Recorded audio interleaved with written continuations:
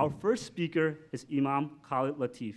He is the executive director and imam for the Islamic Center at New York University, from where he graduated. Under Khalid's leadership, the NYU Islamic Center became a leading institution among the American Muslim community and raises substantial funds each year for humanitarian efforts. Recently, he became an advocate for the Rohingya crisis after personally visiting refugee camps in Bangladesh. Please welcome Imam Latif, who will be describing his experience at the Rohingya refugee camps.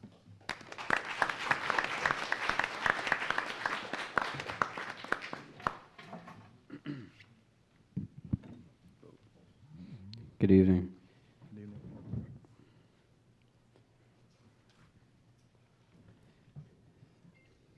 So before I run you through some pictures from my visit to the camps, I want to give you a little bit of insight into just my experiences and interactions with this crisis. The first time I met somebody who was impacted directly by what's taking place in Myanmar was actually in 2012. Our Islamic Center here at New York University is fairly large, and every year in our month of fasting, Ramadan, we do nightly dinners for people to break fast. And within the Sunni tradition of Islam, there's a unique night prayer that people try to read the Quran its entirety over the course of the nights of the month. And one of the nights, I ran into a young woman whose name was Rahma, which means mercy in Arabic. And she was crying very deeply, like heavy sobs. And they weren't tears that you would associate with a spiritual kind of reflection, but they were real tears of pain. And so I went to see what was happening with her, and she said that she was from this part of the world, and in the village that she was in, they had at one point 14 people who had memorized the Quran in its entirety, and she said they came and burned alive 12 of them. And she said the two who have still the ability to read the Quran from memory, they don't read out loud anymore. She said, it's been so long since I've actually heard the Quran recited out loud, and that's why I'm crying like this. That was in 2012. And I did some cursory research at that point. I had no idea what was actually happening in Myanmar. And I couldn't find anything. Nicholas Kristof had one piece that he had written for the New York Times then that he equated what was taking place in Myanmar to modern-day concentration camps. And in 2012, he was quoted as having spoken to a state representative of Myanmar, asking them about the Rohingya in specific. And in 2012, he was told by that person representing the state that we don't use the word Rohingya. There's no people here called Rohingya.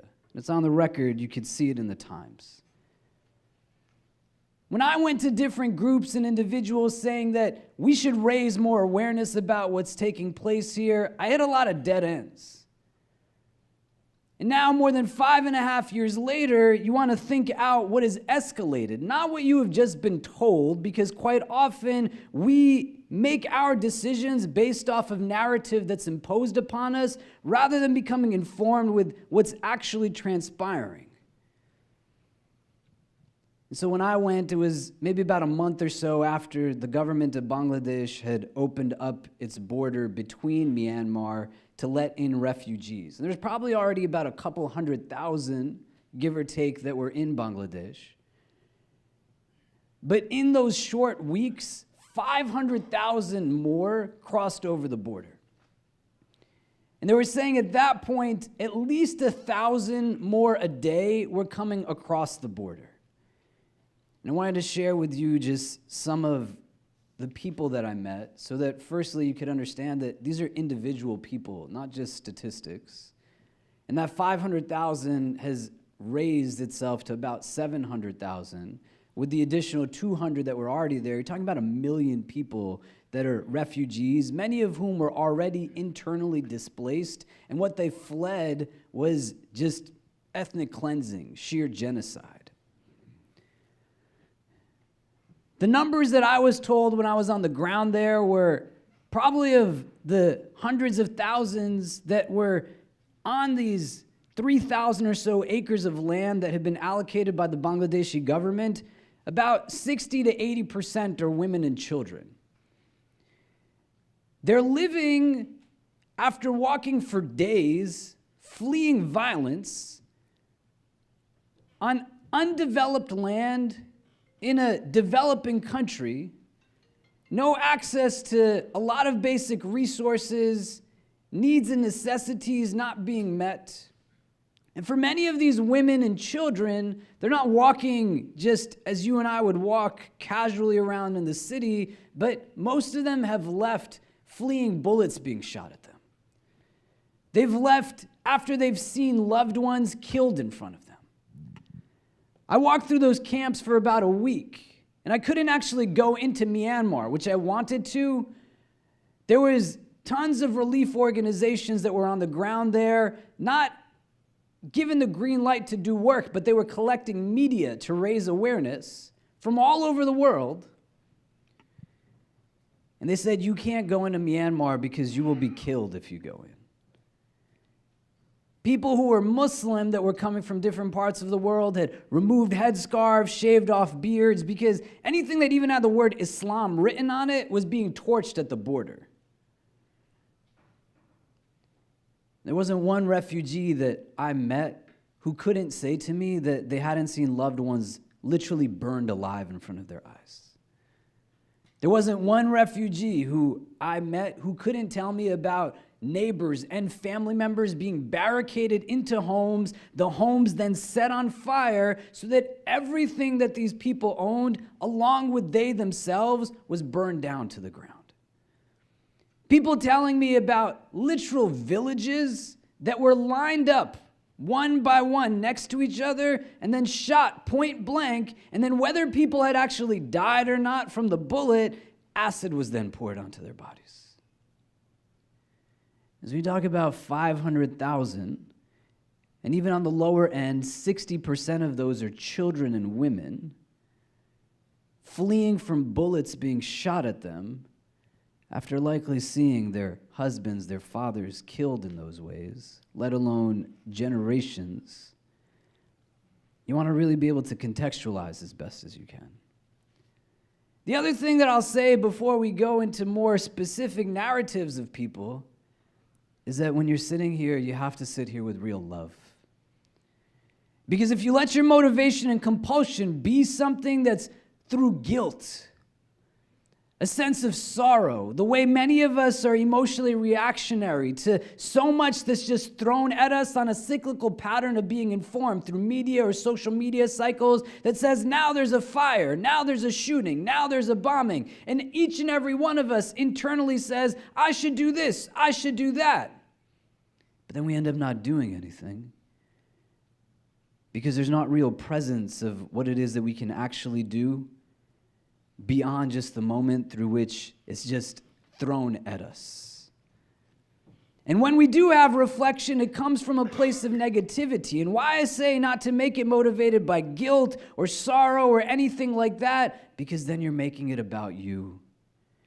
And you're responding to your own emotion, and you're going to give or be a part of a solution through what you need to just give yourself a sense of complacency and appeasement. But when you do it with love, you're going to do it for the sake of the person that is waiting for you to recognize that they are a person just like you. So if you need to recenter yourself a little bit to take in the heaviness that's not just in these images, but the discussion that'll come after as well. And let yourself just understand that the meeting of hate and bigotry with anything less than love is just not going to cut it anymore.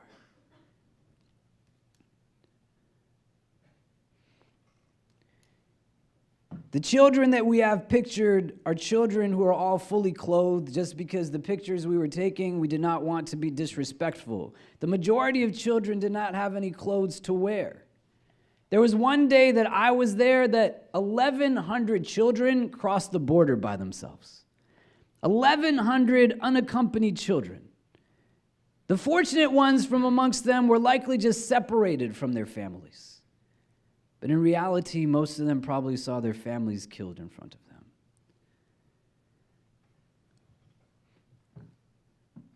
What you don't see on this side is infrastructure that's being built. So in a humanitarian crisis, it's not that everybody just comes and they're met with everything already developed, but while these people are coming in, there's also groups on the ground that are building everything that they need to have. So behind us is a structure that essentially you could say is two different spaces. One that's all where men are seated, and on the other end are women, some of whom are holding their children. Why you have to support actual organizations that have processes and mechanisms established is because if you go and throw a bunch of things on the back of a car and you start passing them out to people, the strongest people are going to be the ones to get the food and the water and medicines. And it's not that they're doing it out of spite for others or out of greed. They just need to live. And so many of these women who had to walk with those children that made up the 60 to 80%, they're not going to be able to just leave their babies somewhere and then go to the car, but they're walking with them. And so here there's systems of order that are being put into place that allow for people to have equitable distribution that these humanitarian groups are coming and putting into place. They're going to the extent that they're venturing into areas that at times are not so safe, many of whom would go into Myanmar. And here in Bangladesh, they're setting up the structure to meet the basic needs of people. So we're passing out oil, we're passing out rice, we're passing out non-perishables. You can see this woman, she's got the oil and she's holding one bag and she's got her baby, and there's a second bag that I have to give to her. I don't know where she's going to hold it, and so I say, "What are you going to do?" And she says, "Put it on my head. Where else am I going to take it?" The closest tent that this woman could be possibly living in is at least 20 minutes walking from where we are. It was 104 degrees every day that we were there. And there's no running water. But she's got to do what she needs to do because she just has to survive. If you look at the ground here, it's very muddy. These camps are built into areas that are heavily stricken with rainfall, and that water is hitting the tents that they're living in, which is essentially bamboo sticks with tarp. And where there's holes in the tarp, there's plastic bags. When it rains, everything just washes itself because of the mud. You can see the garbage, you can see the trash, and I want you to just keep that in the back of your heads as we start going through some of the rest of this. This was the first refugee that I met. His name is Nur Alam. Nur Alam is surrounded, you can't see them so well, by some of his grandchildren and some of his family members. We have a holiday in Islam that's called Eid al-Adha that takes place around the time of Hajj, the pilgrimage to Mecca. And it celebrates the Abrahamic narrative of sacrifice, where the Prophet Abraham is commanded to sacrifice his son. It's a holiday. And Nur Alam said that on that holiday, the Rohingya army and Buddhist mobs came, burned alive all of his livestock, killed his brothers, along with some of his grandchildren, then set fire to his home, and it took him 5 days to walk with the rest of his family to this camp. That's not 5 days with breaks in between. These people are fleeing death, so they just move. They don't have anything to take with them, not even just because they're leaving in a frenzy, but everything that they owned was just destroyed. And so I said to Nur Alam, "What do you want?" And he says, "I just want a safe place for my children to be able to grow and live, where they're not going to have to worry if tomorrow somebody's going to come and literally slaughter them."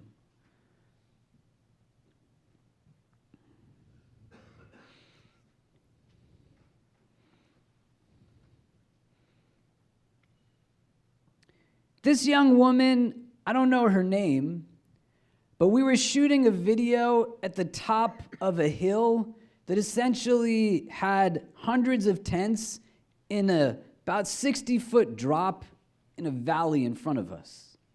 And while we were filming, this young girl, she ran around the edge of it. And so a couple of us jumped to grab her because she could slip and fall. There's no guardrail. And then I said, where are her parents? The reality is she doesn't have any parents.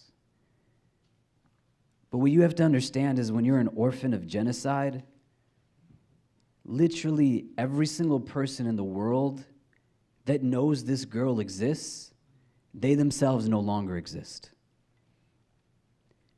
There's not a person who could tell you where she came from, when she was born, how she ended up here, what her name is. There's nobody in the world who knows that she is actually in existence.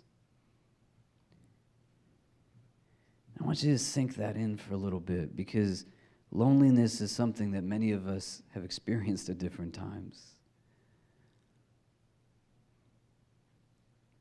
And when you lose your entire history, you don't know where it is you even came from.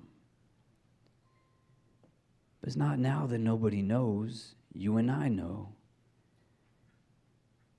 You got to really think about what it is then that just because we are men and women, and so too she shares humanity with us, what it would take for us to forget about her or for her to leave our consciousness.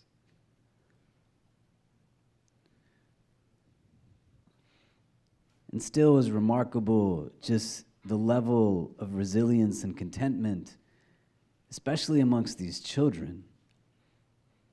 This young man, if you look at his left hand, there's a scar on it. When I asked him how he got his scar, he said that while he was fleeing the violence, a bullet actually hit him in his hand. But because he had to walk about 6 days to the refugee camps in Bangladesh, and there was no medical facilities for him, he had to remove the bullet on his own, and then he had to also medicate his hand by himself. And that scar is where the bullet landed on him.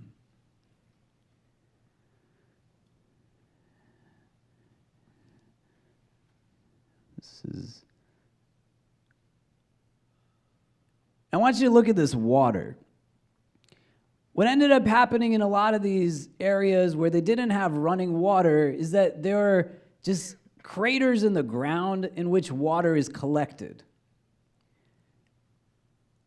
That water has animals bathing in it, garbage gets dropped in it. When the rain falls, the 4 or 5 latrines that are set up without any real sewage system that also have about 20 or 30,000 people using them, everything from within those latrines ends up in that water as well.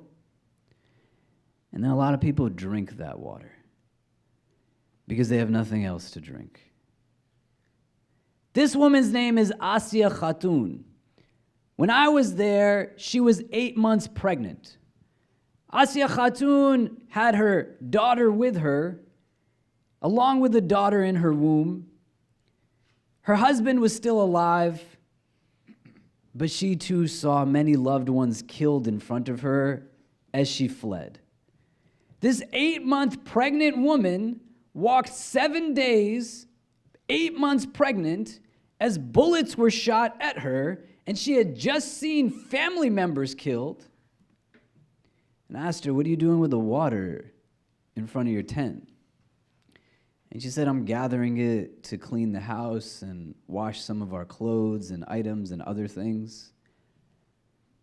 And then she said really quickly, and I'm going to drink it. My family's going to drink it.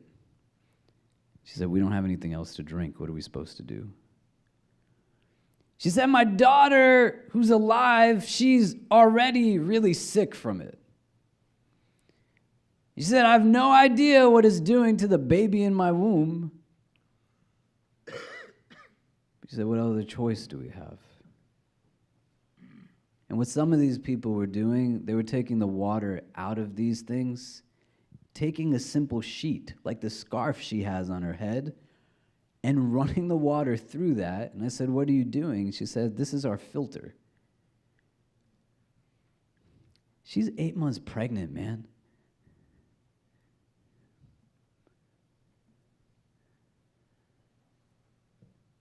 When I saw this man, I thought to myself that I never imagined that it was possible to actually see hunger. That you could feel hunger, and you might get to a space where your stomach is telling you, but he, along with many other people, were just skeletons. And that's not meant to be offensive, but to understand the food insecurity is high. And that didn't happen from being just in refugee camps. That's what's happening in Myanmar. People send over goods, and people who are officials on the other ends are either just taking it for themselves or they're torching it. Many of the groups that I saw there, their senior leadership was going into Myanmar. Islamic Relief is one such organization that its president, Anwar Khan, he didn't let the rest of Islamic Relief USA, which is a 4-star charity by Charity Navigator in this country, and I say that because there's a lot of people who hate Islam who have also said terrible things about Islamic Relief USA. Anwar Khan would not let any of his staff or employees, hundreds of them, go into Myanmar. He didn't let me go into Myanmar. But he went himself into Myanmar to ensure that what they were donating to the people actually got to the people so that things like this wouldn't happen. And it's not just one man that looks like this, but there's many people who look like this. And they look like that because they don't have food to eat.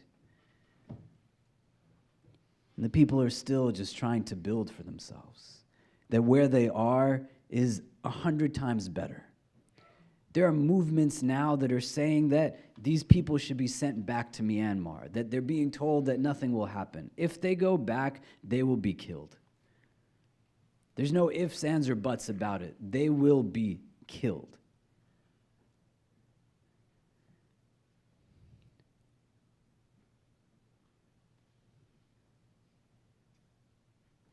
This is a 78-year-old woman named Dulu. When I met Dulu, she told me about how the Rakhine army and the Buddhist mobs, they came and killed her husband in front of her. Then they killed 2 of her sons. She left with her daughter-in-law and one of her sons, along with some of her grandchildren. And Dulu said that after they killed my husband and my sons, they then took every single person in our village and killed them by slitting them at their throats. I want you to think about this for a second. This woman is 78. Culturally, she probably got married quite young. Even if she got married when she was 28 years old, that means they took her life partner of 50 years, 5 decades, and killed him in front of her. When I asked her, "Dulu, what do you want?" She said, "I want justice." And a lot of the humanitarian groups that I was there with, they said, "Tell her that we cannot give her justice. We can give her water, we can give her food, we can help teach her children, etc., but we're not in the business of doling out justice." But that's why it's important for you and I to not be reactionary. Where governmental apparatus fails, we put upon them pressure to utilize their diplomatic resources to say that it is not acceptable for genocide to be taking place. And to become informed and aware, to not let news cycles dictate what it is that you understand to be important. Because they're not in the news because there's no oil there.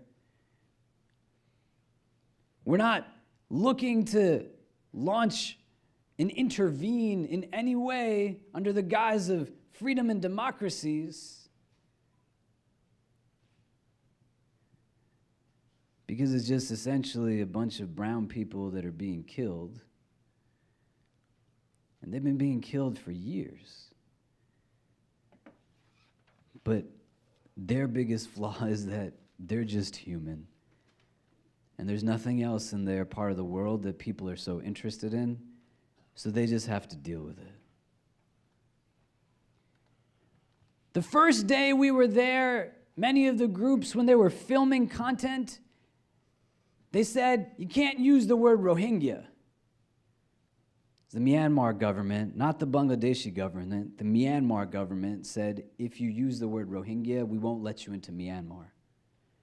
Because they wanted to seem as if there's not specific population that's being targeted and discriminated against. The second day that we were there, some of the UK-based charities and humanitarian groups, they were told, you can't even use the word refugee. I'm going to end in 2 minutes, I'm sorry. And when they said to me, what do you think about this? I said, look, it's not surprising. Where I come from, that's what the government does to black people. They control narrative. They construct fear.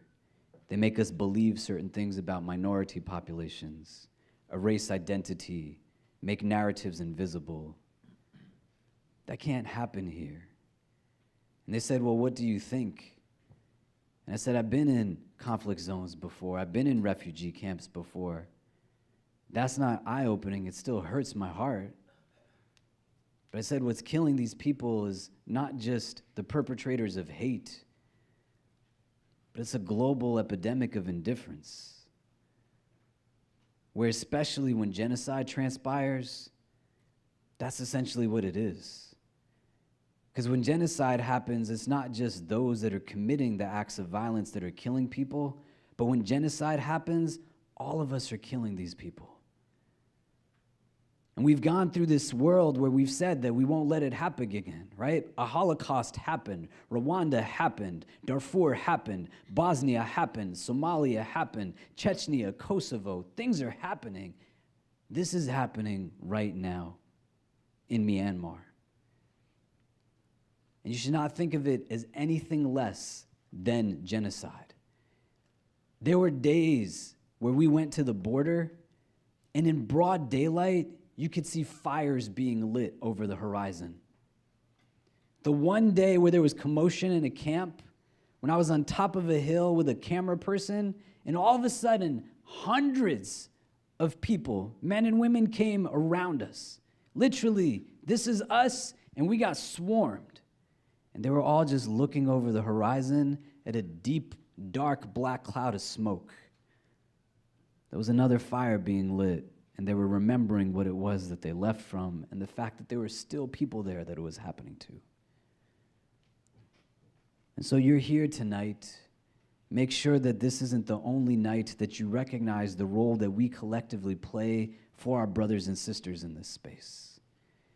And to understand that it bears for us to have moments of rest where we reflect with real understanding of what it is that we are able to do.